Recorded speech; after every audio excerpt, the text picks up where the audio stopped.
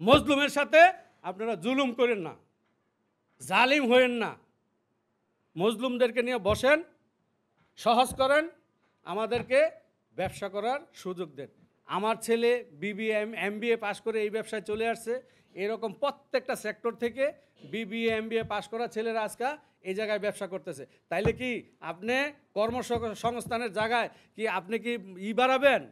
কর্মসংস্থান বন্ধ করার কাজ করতেছেন কেন ভাই? আমরা কর্মসংস্থান করছি, আপনি সেই কর্মসংস্থানটা ধ্বংস কেন করবেন? আপনি সহজ করেন, এনবিআরের সাথে আমাদের বসার সুযোগ করে দেন, বাণিজ্য মন্ত্রণালয়ের সাথে আমরা বসতে চাই। বৈশা যে বৈষম্যটা আছে, আপনি ইম্পোর্টটা উন্মুক্ত করে দেন।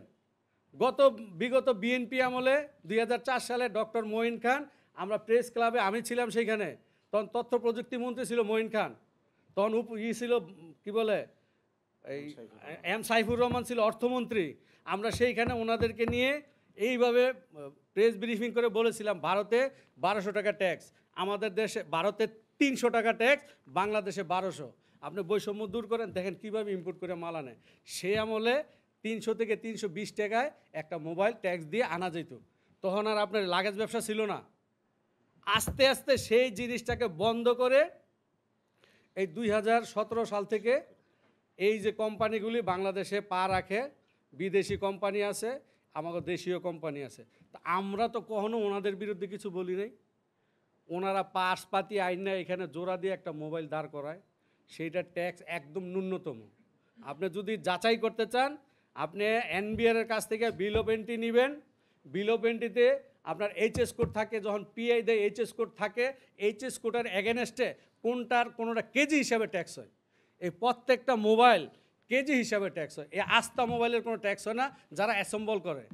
অনেকে কাঁচামাল এনে এইখানে পার্টসপাতি বানায়, সেটা আরও সস্তা পড়ে।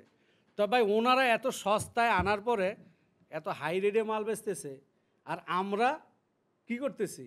আমরা কিন্তু ওদের সাথে কম্পিটিশন করে একদম ন্যূনতম একটা প্রফিট রেখে আপনারা হাতে তুলে দিচ্ছি। তারপরে আমাদের মালটা এই দেশে আনতে একটা কষ্ট আছে, খরচ আছে। আমরা চাই সেই খরচটা আমরা সরকারের কোষাগারে দিতে চাই। আমরা এখন যেই খরচ দিয়ে মালটা আনি, প্রয়োজনের একটু অ্যাড করুক, একটু বাড়ায় দেখ। আমরা লিগেল ওয়েতে ব্যবসা করতে চাই, আপনারা আমাদের সেই ব্যবস্থা করে দেন। আমরা লিগেল ওয়েতে ব্যবসা করব, ব্যাড ট্যাক্স দিয়ে ব্যবসা করব, সুযোগ করে দেন। আমরা ব্যবসা করতে চাই, আমরা চোর সাজতে চাই না। আর আজকে যারা প্রশাসনের মুখোমুখি আমাদেরকে দাঁড় করাচ্ছেন, ভাই অনুরোধ আপনাদের কাছে, আমরা এই দেশের নাগরিক, এখানে 20 লক্ষ লোক জড়িত। এই 20 লক্ষ লোকের রুটি রুজি আপনি চিন্তা একবারও করবেন না। আমার পেটে যখন ক্ষুধা থাকবে, ক্ষুধার কারণে আমি রাস্তায় নামতে বাধ্য হব। আমাকে রাস্তায় নামায়েন না। আমরা ভদ্রলোক, ব্যবসায়ীরা নিরীহ মানুষ, আমরা মজলুমের সাথে আপনারা জুলুম করেন না, জালিম হয়েন না। মজলুমদেরকে নিয়ে বসেন, সহজ করেন, আমাদেরকে ব্যবসা করার সুযোগ দেন। হঠাৎ করেই বিটিআরসি থেকে গত মাসের 29 তারিখে একটা প্রজ্ঞাপন জারি হয়েছে যে এনইআইআর একটা সিস্টেম চালু হবে 16 ডিসেম্বরে, আর অনিবন্ধিত কোনো মোবাইল বাংলাদেশে চলবে না। আচ্ছা যাক, আমরা তড়িঘড়ি করে আমরা জানতাম না, কারণ এত বড় একটা সিদ্ধান্ত নেওয়া হবে, নেওয়ার পূর্বে আমাদেরকে অবগত করা হয় নাই। তো হঠাৎ করে আমরা প্রজ্ঞাপন জারি হওয়ার পরে আমরা জানতে পারি। আমরা বিটিআরসির অফিসে 30 তারিখে যাই। যাওয়ার পরে অনেক চেষ্টা করে আমরা কথা বলতে চেয়েছি। ওইখানে ঊর্ধ্বতন কর্মকর্তা ছিল ডিজি মহোদয়। যাক, এক পর্যায়ে আমরা ওনার শরণাপন্ন হই, ওনাকে বলি যে ভাই আপনি হঠাৎ করে এই ঘোষণা দিলেন 16 ডিসেম্বর আপনি এনআইআর সিস্টেম চালু করবেন, চালু করলে তো আমরা যে প্রোডাক্টগুলি হাতে আছে, এবং অনেক কাস্টমার তো বিদেশে থাকে, 2 কোটি প্রবাসী বিদেশে আছে, তো এগুলি কোনো কিছুরই আপনি সমাজে কাউকে জানালেন না, ব্যবসায়ীদেরকে জানালেন না। আর এইটার জন্য ভালো কি বয়ে আনবে এবং খারাপ দিকটা কি, এইটা তো কেউ জানে না। আপনারা কি জানেন সাংবাদিক ভাইয়েরা? যেহেতু আপনারাও জানেন না, সেহেতু আমরা বললাম ঠিক আছে, তাইলে এইটা আপনি আপাতত স্থগিত করেন কিছুদিনের জন্য। উনি বলছে এটা আমাদের হাতে কিছু নাই, এটা গভর্নমেন্ট থেকে আমাদেরকে বলা হয়েছে যে তোমরা এটা এনইআর সিস্টেম চালু করবা 16 ডিসেম্বর। সো আমরা চালু করব, এটা ডিটারমাইন। তাইলে আমাদের করণীয় কি, যে আপনার বাণিজ্য মন্ত্রণালয়ে যান, তারপরে এনবিআর এর কাছে যান, যে ওনাদেরকে বলেন। তখন আমরা রিকোয়েস্ট করছি আমরা যাব, কিন্তু আপনার পক্ষ থেকে যেহেতু আপনার দপ্তর থেকে এই প্রজ্ঞাপনটা আসছে, আপনি আমাদেরকে হেল্প করেন। আমিও তো এই দেশের জনগণ, আমারও তো পরিবার আছে, আপনারাও হেল্প করেন যে ওনারা ট্যাক্স দিয়ে ব্যবসা করতে চায়, মাল আনতে চায়, সেটা মানে বাধাটা কোন জায়গায়, যে আপনি যে ট্যাক্সের ভেরিয়েশনটা করে রাখছেন এইটা তো একটা বাধা। এইটা আমরা বড় বাধা মনে করি না। বড় বাধা, আমি যদি আজকে আইফোন আনতে চাই, মাদারের সাথে আমার চুক্তিপত্র হইতে হবে। আমি একজন ছোট ব্যবসায়ী, আমার ক্যাপাসিটি 100 পিস।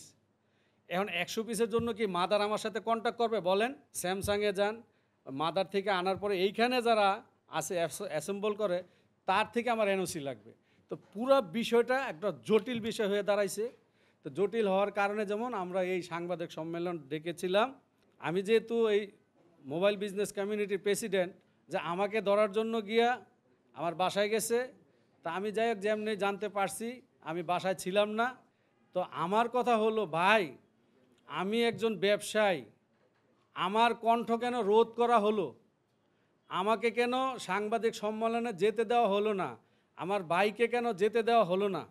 এই দেশের আইন সংস্থাকে একটা জিনিস এনশিওর করতে চাই, যে আপনাদেরকে যে যাই বলুক, আজ থেকে গত 30 তারিখ থেকে, গত মাসের 30 তারিখ থেকে আমরা অনেকবার সাংবাদিকের সামনাসামনি হয়েছি, কথা বলেছি, মিডিয়ায় কথা বলেছি। মিডিয়ার তথ্যগুলো যাচাই করে দেখেন, কোথাও কি আমরা সরকারের বিরুদ্ধে বা এনি আয়ের সিস্টেমের বিরুদ্ধে বলেছি কিনা। আমাদের দাবি, আপনি ট্যাক্স কমিয়ে দেন, আমাদেরকে মুক্ত বাণিজ্যর ব্যবস্থা করে দেন। আমি ছোট ব্যবসায়ী, আমার 50 পিস ইম্পোর্ট করার অ্যাবিলিটি আছে, আমি 50 পিস যাতে ইম্পোর্ট করতে পারি। তার অর্থ কি আমি রাজস্ব দিতে চাচ্ছি না? আমাদের ব্যবসায়ীরা কোথাও এই কথা বলে নাই যে আমি রাজস্ব দিতে চাই না, আমি ভ্যাট ট্যাক্স ফাঁকি দিতে চাই। আমি প্রতি মাসে ভ্যাট দিতেছি, প্রতি মাসে। আপনি এনবিআর এর কাছে জিজ্ঞেস করেন, আমার এই এলাকার প্রতি মাসে আমাদের এই মার্কেট থেকে প্রতি মাসে আমরা দোকানদারা একটা করে বিক্রির উপরে ভ্যাট দিচ্ছি। আমি ট্রেড লাইসেন্স রিনিউ করতেছি, টাকাটা গভর্নমেন্ট পাচ্ছে, আমি প্রতি বছর রিটার্ন দিচ্ছি। তাহলে কি আমি ব্যবসায়ী না? আর আমাকে ট্রেড লাইসেন্স দেওয়া হয়েছে কি? আমার ট্রেড লাইসেন্স লেখা আছে কি আমি কোন ক্যাটাগরি ব্যবসায়ী? আমি মোবাইল ব্যবসা করি, আমার ট্রেড লাইসেন্সে লেখা আছে। ব্যবসায়ী হিসাবে এই দেশে বৈধতা সরকার আমাকে দিয়েছে। সো আমি এখন যারা অবৈধ বলতেছে, আমাদেরকে চোর ডাকাত বলতেছে, আজকে দেখেন আমাদের দেশে যে কোম্পানিগুলো আছে, আমরা একটা জরিপে জানতে পেরেছি যে এই দেশে মিনিমাম বাৎসরিক 1 কোটি মোবাইলের, মানে 1 কোটি মোবাইল কাস্টমারের হাতে যায়। সেইখানে এই যে ফ্যাক্টরিগুলি আছে যারা অ্যাসেম্বল করে, এদের ক্যাপাসিটি হচ্ছে 22 লাখ। আপনি 1 কোটি থেকে 22 লাখ আলাদা করেন, বাকি মার্কেটটা কারা কভারেজ করে? আমরা করি না? তো যদি বাকিটা আমরা করি, 16 ডিসেম্বরে যদি বন্ধ হয়ে যায়, তাইলে এই যে 22 লাখের এগেনস্টে আমরা যারা আছি 60, ওরাই বলে বিটিআরসি রিপোর্টে আছে 60 থেকে 70% আমরা মানে চাহিদা পূরণ করি। তাহলে ভাই আপনি যদি 16 ডিসেম্বর আমাদেরকে বন্ধ করে দেন, এই যে ইয়াটা মানে আমরা যে সাপোর্টিংটা দিচ্ছি, আমাদের যদি ব্যবসা বন্ধ হয়ে যায়, তাইলে এই দেশের জনগণ কি ওই 22 লাখের উপরে জিম্মি হবে না? 1 কোটি মালের জায়গায় যদি 22 লাখ থাকে আর বাকিটা না থাকে, তাইলে কি অবস্থাটা কি হবে? জাতির কাছে আপনাদের মাধ্যমে আমি প্রশ্ন রাখতে চাই।